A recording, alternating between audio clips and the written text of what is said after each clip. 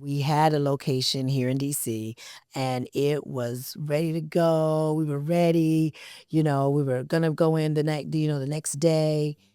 The location had a water main break. Hey there. What's the biggest decision audiences never notice, but productions live and die by? Location decisions.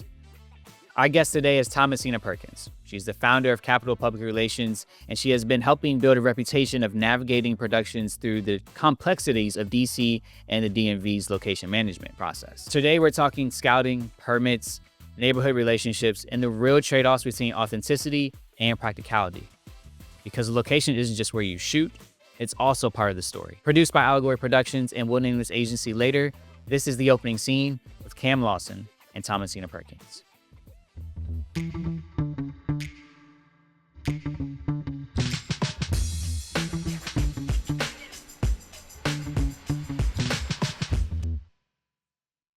Well, Thomasina, thank you for joining us. Yeah. It's great. You were just talking about the PR side. Yes. And also there's another side that you really delve into heavily. Even as you walked into this space, you already started tapping into location. You got a wonderful space. You started tapping into that location management mind and brain of yours. And I would love to dive into both of them. Let's do it. I want to start with the location management piece. Okay. And if you can tell me, like, if you were to explain your role in location management to a filmmaker, how would you explain that in one sentence? Oh, in one sentence. Tough, right? Yes, break in it one down real But quick. now breaking it down really quickly, I think just to sum it up, a locations manager is the one that oversees all of your location needs. And that's everything from the breaking down of the script, the making sure that we grasp the executive producer, the director, and also the DP, the principal photography person, because, what you're finding, they've got to light it, all those good things. So keeping those things in mind. But the legal sides, the insurance, the permitting, so knowing where, those kind of things. So our job as a locations manager is to oversee all of those pieces that go into securing a final location or final locations. Yeah. Now you're slightly different than a scout then, right? Like, you're not necessarily going I'm out and- absolutely. I do both. Okay. I do both. So that's the thing with the locations manager. So that just really depends. So because before the scout gets everything, we've got to do some things on the front end. So in the pre-development phase, that's us breaking down the script, deciding what do we need, and of course the budget drives a lot of it. And so we break down how many locations you need. Can some things double for multiple locations? As we said when I walked into this lovely space, and I was like, "Ooh, I got a couple sets here in this one building. I love it." But then the other part is even the outside pieces, right? Like the parking. There's so many other things that go into when you find a location, but I've got to be able to clearly convey this to our scouts so that they know what they're looking for. We've got to give them some references, like, okay, this is, after the discussions we've had, now here is some reference points. And trust me, a lot of times we start with this reference point. Your scout will go out and find what we gave them. And they're like, no, that's not it. So now we're back at the drawing board because we got to give you another reference point because it just didn't, what we thought we wanted wasn't actually what we wanted. Yeah. Because the other part happens is your vision is one thing, but if you're reading the script, you're like, that space doesn't go with what I just read. But your person's vision was something else. Right? So that's where the communication comes into play, and that's where the manager comes into play. Because the scout's just going out, they're just following our instructions, and they're going out and finding what we need. We need this. We need to make sure that we have our base camp. We've got to have parking because it's not just finding a location. There's all those other pieces that go around it. I was going to ask you, what are those things that when you're showing up to a location that you're even considering? Like, are you looking for beyond just the electrical wiring and like what's in the ceiling, or does it have good bones? Like, what are like some key things when you show up to a location or you're thinking of a location? What does it need? So again, depending on the script, depending on what it is, there's a couple of things that you just have to have because you're thinking you're going to film. You've got to consider your crew size. Okay. You've got to consider any additional vehicles. How large are those vehicles? Are our actors and our talent, are they going to be housed inside the space that you find, or are we going to have trailers? So when you think of that, so now I've got to think about my outside, my surrounding. Like, do I have a parking space? Do I have parking spaces? Am I going to need to shut down the street in order to accommodate all of our other things? Our grip trucks, our electrical trucks, everything else that we need. Are we going to have to shut down the street? And if that's the case, now, am I in a residential area or am I in a commercial area? There's so many different things that you have to think about before you secure the location. Like, you can't even think, you've got to think about that before you even secure the location. So sometimes we won't even bring something back to the director to look at and fall in love with if all these other things around it is going to be a problem. Yeah, before you even go back, say, hey, we found your location for you to come look at it. It's like, well, actually, we got to go talk to these neighbors. We've got to to find out if can we even do it here. Yeah. Speaking of here, Mhm. what, in your mind, DC, Maryland, Virginia, like, has its own different realities, what you have to deal with when it comes to location management. We can't just shut down the street in DC like we're the White House. Like, Yeah. it comes with a little Well, you different can. realities. You Okay. just got to give yourself some space. Okay. But that's the other thing. But that's where having a great relationship with places like the DC Film Office. Yeah. If you have a good relationship and you know the rules, because there's rules for everything. There's timelines for everything. So when you're thinking of these things, it's so much better to give yourself time, because you need time to permit, right? And if you need help from the police department because I got to shut down the street, right? But that's where you have that office that can help be a liaison for you, when you go in there. So it's really good to make sure that you have a relationship with those municipalities and where they can help you. So, like, for instance, with us, we have the DC Film Office, we have the Virginia Film Office, we have the PG County Film Office, the Maryland Coalition of Films. Like, there's so many different places that you tap into depending on what area your producers want to film their film in, based on what their script is asking for. Because sometimes, we'll be filming something. Matter of fact, I did a film here in DC, but it was based in Detroit. Okay. So we had to find neighborhoods that somehow reminded us of Detroit, right? But we did it, because the beautiful thing about places like DC is we have those so many enclaves that can double as something else, right? So it's really cool. And and I know we're focused on DC, so I'm gonna keep it at DC. We can focus on Maryland. But we can focus on Maryland, Virginia, Yeah. because I'm also a Jersey girl. Okay. I don't know if it And goes so too far we're with not gonna Jersey, go but there. no. But no, but I'm just saying, but it's cool like that when you can do things, because like we have spaces and we have spots in DC that we have doubled for New York and New Jersey, because you can absolutely do that. Like, our area is so eclectic that we can use just about anything and turn it in and make it something else. And of course that really depends on the director's vision and things like that, and whoever's our DP and things that they Sure. can, they figure out they make it How they tight can enough, craft and it. they can Yeah. tighten this way, But again, it still starts the bones. It starts with a great location. And we have a lot of them. We're talking about the major films that might come here, but what about like the smaller film production companies who are trying to do this? What are some realities that you can just enlighten them to when you're trying to find these locations and work with these film offices? Well, one of the big things is, again, make yourself known. Yeah. And when I say make yourself known, it's a small thing. Make an appointment. Visit, the offices. Find out what they have to offer, right? Do that. And so that, again, and honestly, websites, Yeah. they matter. They matter. And guess what? Every last one of them tells you the rules. Just learn the rules.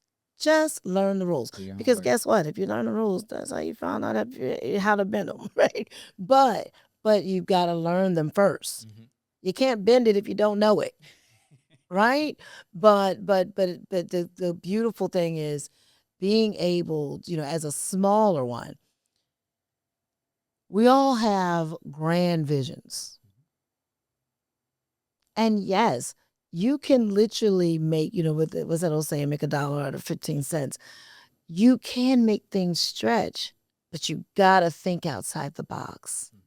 And you've got to really, really pay attention to what you're writing, because do you have enough in your budget that'll allow you to have 7 locations, right? But again, when you're thinking about the locations, really think about, when you're thinking about your script, can I do this where can I do this?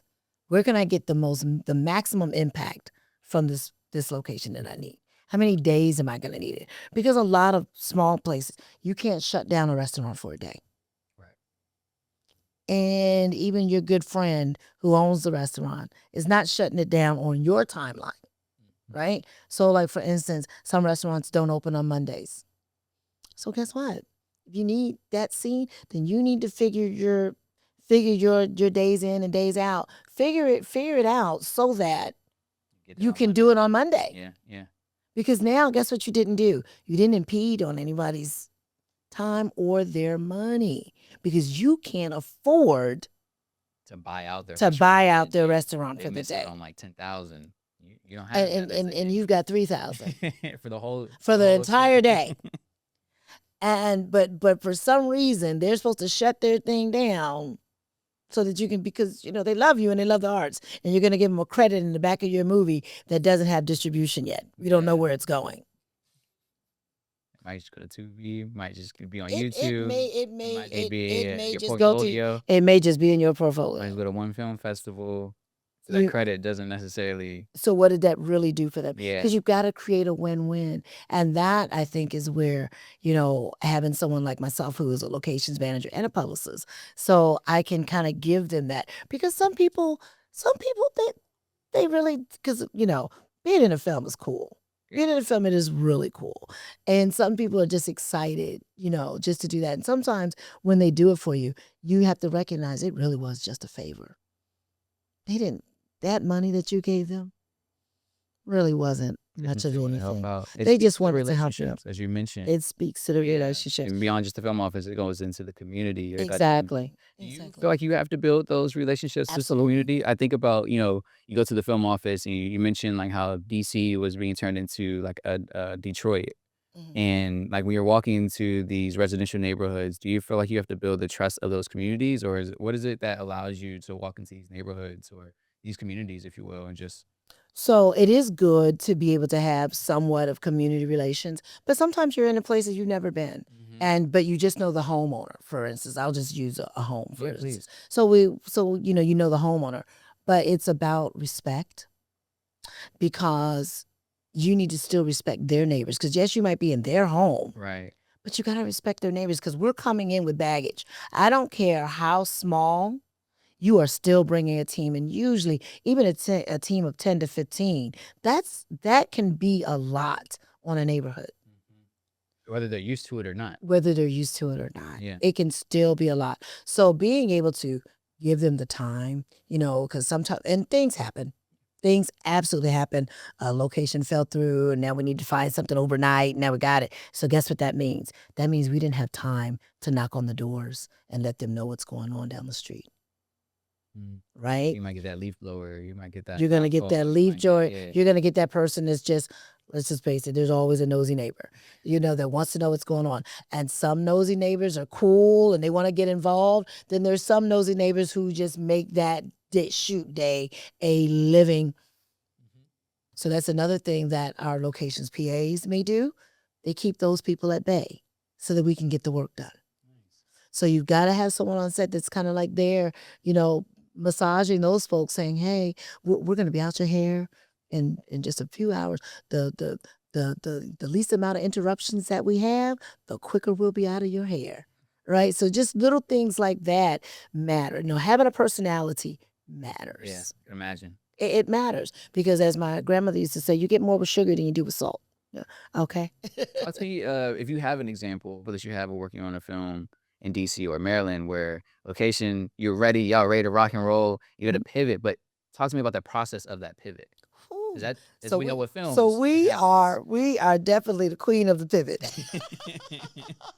And especially, and I will say, and especially working with independent films. Because independent films, things can change on a dime, right? But there was this one particular time where we had a location here in DC and it was ready to go. We were ready. We were gonna go in the next day. The location had a water main break. So not even like the owner saying like, yeah, I can't do this. Can't do This it. isn't like There's nothing, precipitating causes. nothing we Yeah. can do. Natural Nothing we causes, can like- do. So now our locations team. So I'm going to be honest with you. This is where, especially as independent films, all hands on deck. Everybody, every department head, we're like, hey, do you know someone with a such and such? Do you know someone with a, we need this, we've got to find someone. Right. So literally within 24 hours, we found another space. Thank goodness we all knew, we all know some, really great people in the area. And it goes to, because we've been around, we've done things, they know who we are, this and that. And we literally had to shift the entire thing. Company move, all of that stuff happens in 24 hours. Now, is this you said you want to name the film major film, like 400 independent film, 100 but no, people, definitely not 400, but I will definitely say probably about 60, 70 of us. So That's not a small number. Your small family. That's not moving your small, but that's what I mean. So I said, even when we say independent, it takes a village. Yeah. There's a lot of us, because you got to think. So it's not just, so of course, in process, in production, you've got your locations team, you've got your PAs, you've got, of course, your executive team, you've got your director, you've got your photography, your lighting, So just think about all those, just in those things. Even if you just had one extra person, that's 2 times all of those departments I just named. Now let's not forget, we got to have crafty, we got to have food, we've got to have the caterer come in for lunch, breakfast, dinner, whatever time, depending on when we started. So just think about that. So no matter how small it is, it's still major.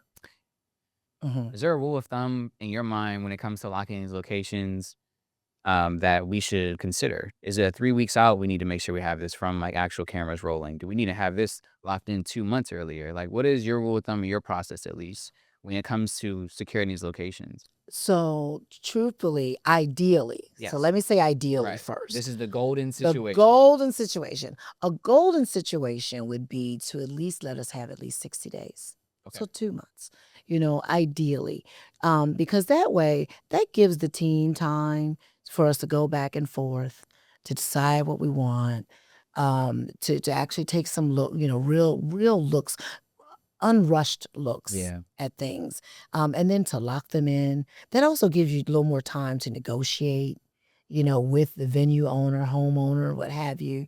So a good 60 days. And then, of course, being able to lock in all your permits and all of those things, and making sure you have your insurance, and then making sure you have all your supplies, and knowing that, because the other part we didn't even talk about, when you get into someone's, we've got to protect these spaces. The insurance. So not just the insurance, I'm talking physically protect the place. So when you come in, you've got to make sure you've got the stuff for your shoes, to cover your shoes, the runners, to make sure that we're not scratching the floors, making sure, some people have pristine white walls. We got to make sure people's jeans aren't walking up, against the walls, and making sure that you've got your cleaning crew on board, and all those good things. So although things can happen in a short period of time, ideally, it's so nice if you can, at a bare minimum, if you could have at least 60 days, it's great.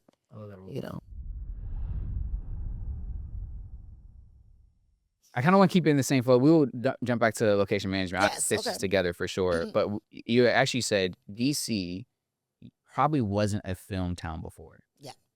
But it has grown. Oh, absolutely. And it is blowing up. It is getting there. And it It is may not definitely be like, if we're comparing upper echelon LA and New York, cool. But it has been making progress. Absolutely. In your mind, what does it have to continue to do to make more progress over the next few years? Well, I think the big thing too, and it goes back to, and I know we just said we're going to get out of the Hollywood of it all, but the truth of the matter is, the reason why people film other places and things like that is because of the incentives.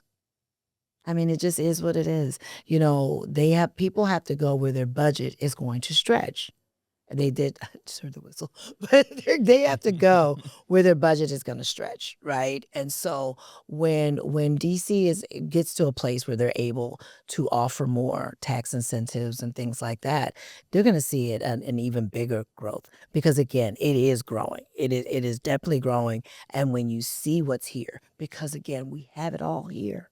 We have it all here. I mean, because of just by sheer merit of the people in DC alone, right? I mean, we've got Embassy Row for God's sakes, right? So basically every country is represented in our 14 miles. Why don't you have things? There's stories that represent so many different, there's so many factions of people and things that you can have a story about in DC because we're all here. Even with what's going on, we're all here. So incentives, you feel like are the barrier? So for some, kind of like break down. Yeah. Okay. And again, that part is not my thing because I don't really know how that works. Dive deep into it. But I just say that, again, it's the power of the purse. It is the power of the purse. And when your money can go, a little bit further, you're going to go where it can go further, right? But at the same time, when you're in spaces like this, we have everything. Yeah. We have everything. We've got the parts. And then the beauty, too, is what I like to tell people when you're filming in this area is because you have D.C., Maryland, and Virginia. I was going to ask you, I was like, as much as I said D.C., what it needs to open the floodgates. Like, what would you say the same things for like the Maryland? Same things for both. Exactly. So because we have in this area, and I'm just keeping it to this little DC metro area, right? Like we have so many different things. I mean, we've got the beauty of the Potomac, right? Great Falls area, so if you're looking for the upper echelon things, but then not only that, let's not forget, you got the Gold Coast right here in DC. Right? How do you define the Gold Coast? So the Gold Coast used to be, it's that area where affluent blacks were at one point, and they call it the Gold Coast. So that's where you see those homes, those immaculate homes. Now, of course, they're aged now. A lot of them are, and to me, that's the allure for some of them. Yeah. Right. So if I'm doing a Harlem Renaissance piece, right, I might go as a locations person. I might go to the Gold Coast to try and find me something that's going to give me that kind of feel. I'm going to get that home with the pillar in front and things like that and have the walls and, and then so now I'm thinking, I've got this, I'm going to have this thing where the girls are going to be dressed like Bridgerton. I guess that's the best example. But it's right here. Yeah. It's right here. Carter Barron, all those things, those places, that Rock Creek Park area, those places now give me that feel. It's all here. It's all here. But then you're in Maryland, you got your PG County areas, same thing. We all have historical buildings and things like that, but it's the same thing. Like in Hyattsville, there's a place that it's an old courthouse that's not being used. Well, guess what? I got a court scene. That's where I'm going. That's interesting to hear because I've heard some people looking for a courtroom. Oh, good. Well, look, send them my way. Send them my way.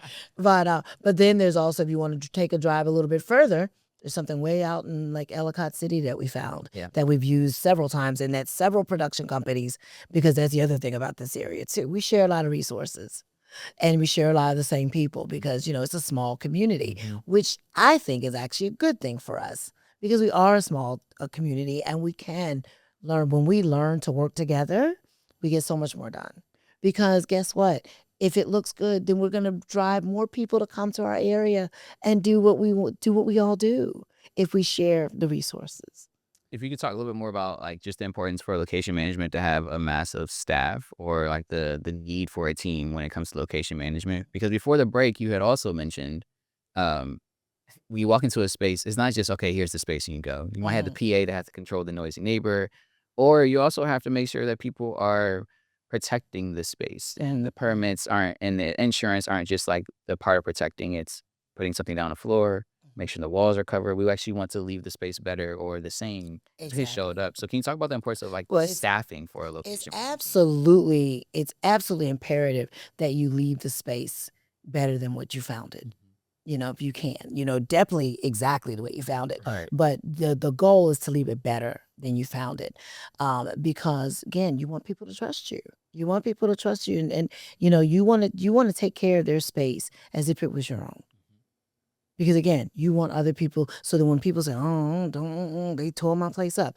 You don't ever want that to be a narrative about you or the people you worked with, as a locations manager. Because again, we're not necessarily the particular, the company, and we may work at different companies, but may need to use the same space for different, for different clients. But what happens is people don't necessarily separate it that way. People don't separate it that way. They just remember that the last time you guys came in, my place was damaged. Yeah. But even if something happens, and because sometimes things do, we have to be responsive. We've got to know. So that's why it's so important to have, more people. You can't have a single point of failure with something like locations, right? Because you need to have someone that's going to help you. You got to take inventory of what happened when you first walked in. You need to know what it looked like before. Right before the set designer stepped on foot, stepped in and moved some things around or changed some things and things like that. You need to know where something goes, all that. You need to know what's off limits. And guess what? The locations team are the ones that are going to remember those things. The set people, they don't know that that the venue person said no, we can't touch that. But it's up to us to enforce those rules, even when they don't necessarily want to. Like, hey, we got to move this. I've got to get permission.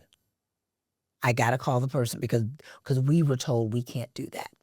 And so we have to be the keepers of that. And sometimes we got to be the bad guys and say, sorry, you can't sit there. Sorry, yes, I know it's break time, but you can't eat there. Sorry, I know it's so-and-so, but you can't smoke there. Like these little things that we have to be able to say, you have free range over here. You have this over here. But our team is a team that has to do that because we're the keeper of the location. Yeah. We're the face that we're the face that these people, we're the people that interface with them. Anything that goes on, we have to interface between the production company, the crew, and the venue owner, right? And I'll say venue instead of house or whatever, just the venue owner. And we've got to be able to, be there for them. But guess what? If our team isn't on set, who's there? If you're only staffed to just like set it up and then leave, then what Yeah. happens? You can't be. So now if something happens, you can't be that first line of defense because you are now liaison for both sides. You want to protect both because we may have insurance, but why do I want to make a claim if I can just keep us from breaking something? Yeah. Right? Or if I can just keep us from doing, something like that. So making sure that you're adequately staffed. And then also, again, depending on the shoot days, like how long do we have to be here, right? You want to give people, we're people, we need breaks. So you need to be able to have enough people, a good balance, to have enough people to be there to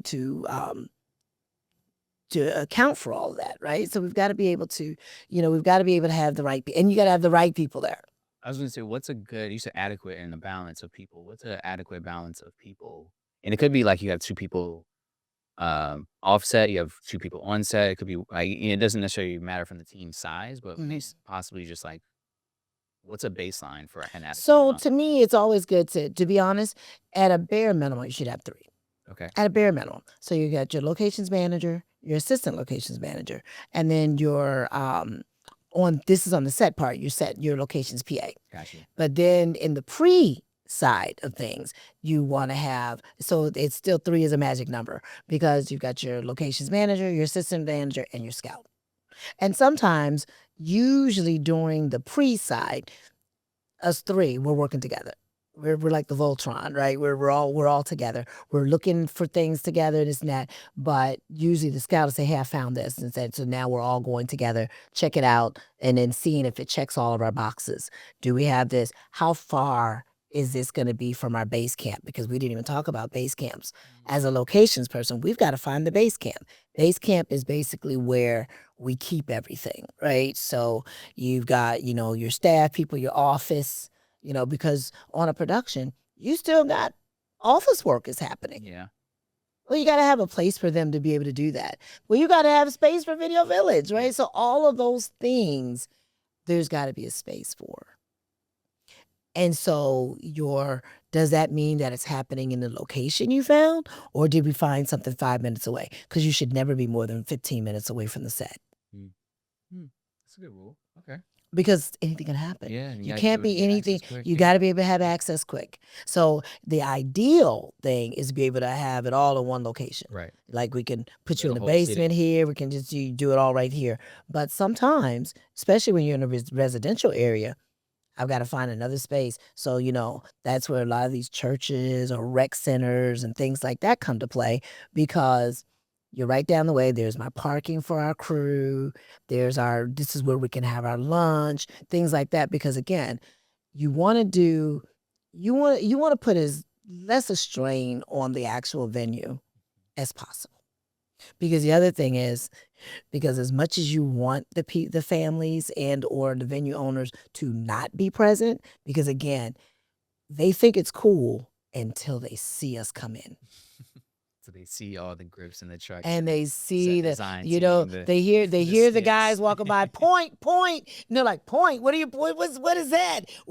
Oh my God, don't hit my wall. Like, oh my God, something that simple. And so so that's the other thing. Yeah. We're the ones that are keeping them calm, keeping them, keeping them sane while they're looking around. Oh my God, is she touching that? When they thought movie magic was fun. When they thought movie magic was fun. And so it's like, oh my goodness, right? So you try to keep them out of the place and things like that. And so, yeah, it's a lot. But yeah, 3 is a good magic number depending on, now, of course, if this is independent, of course. For sure. So if it's a major situation, yeah, you're talking, Staff, you can be like, oh, absolutely. So depending on what's going on, you could have anywhere from 13, 20, 30 people, depending on what's going on. But for the, but in the context of this conversation and in speaking locally, at least 3 people is good. And a lot for that. And where's my camera? And no, these people do not work for free. Even your interns and things like that, you still should have something set aside for them. Even if it's just a bonus at the end, but give them some. These are long days. This is hard. Think about that. Because, yeah, they want to get the experience and things like that. And yes, everybody loves a good credit. Yes, you give them credit. But guess what? That gas it took them to get to your place, to get to your set, it's not free. I understand budgets can be tight, but still. Yeah, make space for it. But make space for it. Think about that in your planning. That's all. For the indies who sometimes rely on the favors because they have to, because of budgets, because of time, because of the project itself. What can we say to them about the importance of permits? So, as opposed to the guerrilla filmmaking. Yeah. So the guerrilla piece, it may seem cool and looks great on social media, guys. However, it's about protecting you. Protect yourself by doing it the right way. If you can, because again, like you said, it could be so many different factors of why you weren't able to get a permit at the time, right? You didn't have enough time. Because yes, these things take time. So you have to build that time in. That's why when you ask the question about the ideal amount of time, it takes at least 5 days. And this is everywhere. It's not just DC. It's not just Maryland. At least give yourself 5 days to be able to go through that process. At least. And that's putting a rush on it.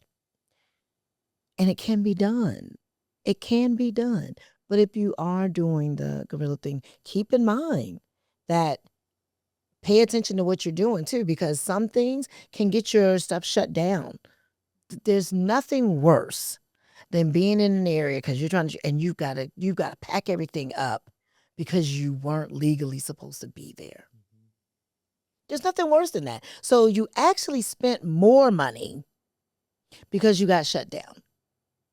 Because now you wasted time, you wasted that resource, and now you've got to do it again. So did you really save money doing that? Maybe not. Now, don't get me wrong. Sometimes you get some really great shots. I'm not even going to lie and say that you don't. It's just, but it's just about paying attention and just really, basically just being prepared. Just being prepared. Again, sometimes you may get some really good shots, and I've seen some really great shots that happen because you had to do it the guerrilla style. You had to run in, run out. But when you do that too, make it minimal. Make it minimal. Don't bring the whole crew out. Have you seen Knowing, I've definitely seen that. Don't bring the whole crew out knowing that you don't have the proper permits. And it's because, again, because what a lot of people, I don't think they realize, is that you put a lot of people in jeopardy too. Because what happens is now someone sees this and they're like, did we get a permit on that? Did so-and-so? Because people like to support your stuff. Like if you're from that town or whatever, I want to support that. And then I'm looking, I'm like, okay. Because somebody is going to get chastised about it. Yeah. Now, and there's no reason to do that to people. You don't have to. And even do it to yourself. Because again, you might have a place, or you'll do a place and you didn't get permission.